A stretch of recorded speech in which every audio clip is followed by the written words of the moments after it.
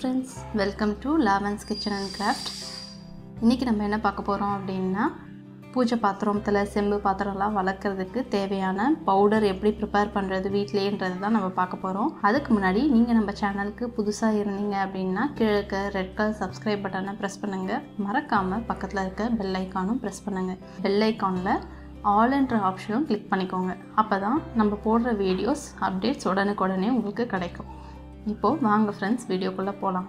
நம்ம வந்துட்டு வாரம் நம்ம வீட்ல பூஜை பாத்திரம் வளக்கிறதுக்கு வந்து ஒன்னு புளி போட்டு வளக்குவோம். அப்படி இல்ல அப்படினா எலுமிச்சை பழம் வந்தனா எதை போட்டு வளக்குவோம். அப்படி இல்ல அப்படினா சில பேர்லாம் வந்து இந்த பீதாம்பரி பவுடர்னு சொல்லிட்டு கிடைக்கும். அந்த பீதாம்பரி பவுடர் வாங்கிட்டு பூஜை பாத்திரம் வளக்கிறதுக்குனே அந்த பவுடரை யூஸ் பண்ணி வளக்குவாங்க. அது கொஞ்சம் ரேட் கூடயும் இருக்கும். அது எப்படி நம்ம வீட்லயே ஈஸியா prepare பண்ணிக்கலாம் அப்படினு சொல்லிட்டு நம்ம பாப்போம். நம்மளே வந்துட்டு 2 மாசத்துக்கு ஒரு டைம் இல்ல மாசத்துல ஒரு டைம் வந்துட்டு இந்த மாதிரி ரெடி பண்ணி வெச்சுக்கலாம். இந்த மாதிரி நம்ம ரெடி பண்ணி ஒரு டப்பால ஸ்டோர் பண்ணி வெச்சுக்கிட்டோம் அப்படினா நமக்கு இந்த செம்பு பாத்திரம், பித்தளை பாத்திரம், வெள்ளி பாத்திரம்லாம் வளக்கிறதுக்கு ரொம்ப வந்து ஈஸியா இருக்கும். அதுக்கு ஃபர்ஸ்ட் நான் வந்து என்ன பண்றேன் அப்படினா இது வந்துட்டு சபீனா பவுடர். இந்த சபீனா பவுடர் வந்துட்டு நான் இந்த கப்பால ஒரு கப் எடுத்துக்கிறேன். நான் ஆல்ரெடி வந்துட்டு வீட்ல prepare பண்ணி வச்சிருக்கேன்றதனால உங்களுக்கு வீடியோக்காக நான் கொஞ்சம் கம்மியா செஞ்சு காமிக்கிறேன். இப்போ இந்த கப்பால வந்துட்டு நான் ஒரு கப் வந்து சபீனா எடுத்துக்கிறேன்.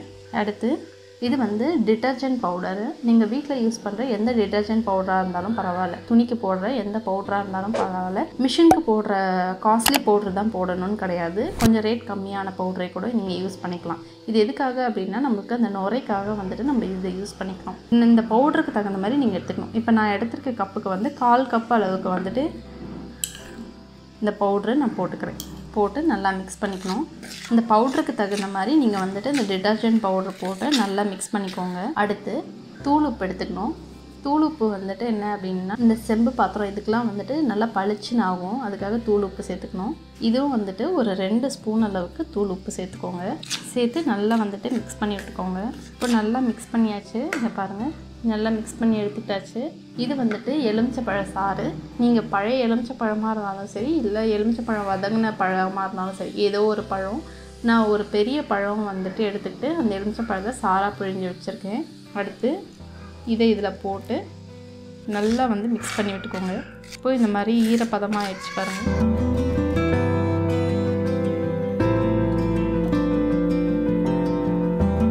இதை நல்லா வந்துட்டு வெயிலில் காய வச்சு எடுத்து வச்சுக்கோங்க. இப்போ நம்ம ரெடி பண்ண பவுடர் வந்துட்டு ஒரு நாள் ஃபுல்லாக வெயிலில் நல்லா காஞ்சிருச்சு. காஞ்சி கட்டி கட்டியாக இருந்துச்சு. நான் அதை வந்து மிக்ஸி ஜாரில் போட்டு ஒரே ஒரு முறை வந்துட்டு ஒரு சுற்றி எடுத்து வச்சுருக்கேன். அதான் வந்துட்டு இப்போ நைஸ் பவுடராக நமக்கு கிடச்சிச்சு. இங்கே பாருங்கள், நல்லா காஞ்சி ட்ரை ஆகிடுச்சு. இதை வந்துட்டு நீங்கள் ஒரு பாக்ஸில் போட்டு வந்து ஸ்டோர் பண்ணி எடுத்து வச்சுக்கலாம். இந்த மாதிரி வந்து மந்த்லி ஒன்ஸ் நீங்கள் ரெடி பண்ணி வச்சுக்கிட்டீங்கனாலே வந்துட்டு எல்லா பாத்திரத்துக்குமே வந்து ரொம்ப ஈஸி வளர்க்குறதுக்கு. இப்போ நான் இதை யூஸ் பண்ணி வளக்கி காட்டுறேன் பாருங்கள். சில்வரில், பித்தளை, செம்பு இது 3த்துலேயும் நான் உங்களுக்கு வளக்கி காட்டுறேன்.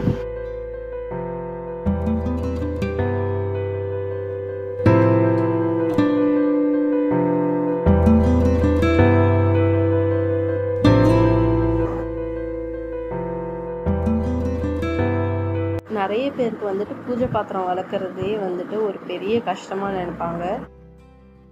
ஐயோ வெள்ளிக்கிழமை வந்துருச்சு, எப்படிடா வளர்க்குறது அப்படின்ற மாதிரி. நீங்கள் இதை மாதிரி ரெடி பண்ணி வச்சுக்கிட்டீங்க அப்படின்னா நம்மளுக்கு வந்துட்டு பைசாவும் ரொம்ப கம்மியாக ஆகும். அதே சமயத்தில் வந்துட்டு நமக்கு வேலையும் ஈஸியாக முடியும். பாத்திரமும் அவ்வளோ நீட்டாக க்ளீனாக வந்து விளக்கி முடிக்க முடியும்.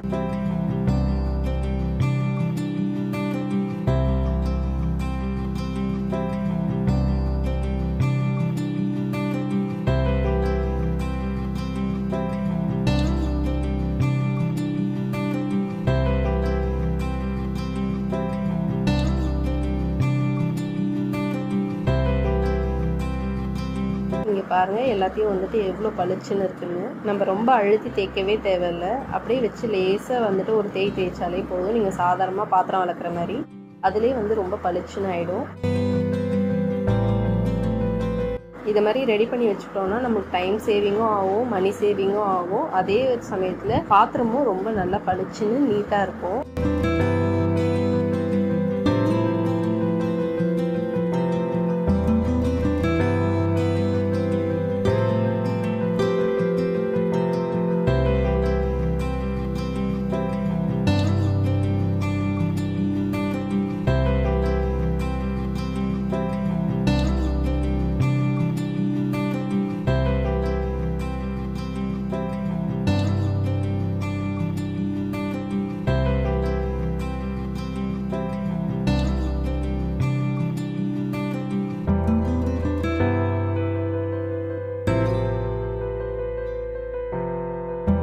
நான் வேறு எதுவுமே யூஸ் பண்ணலை.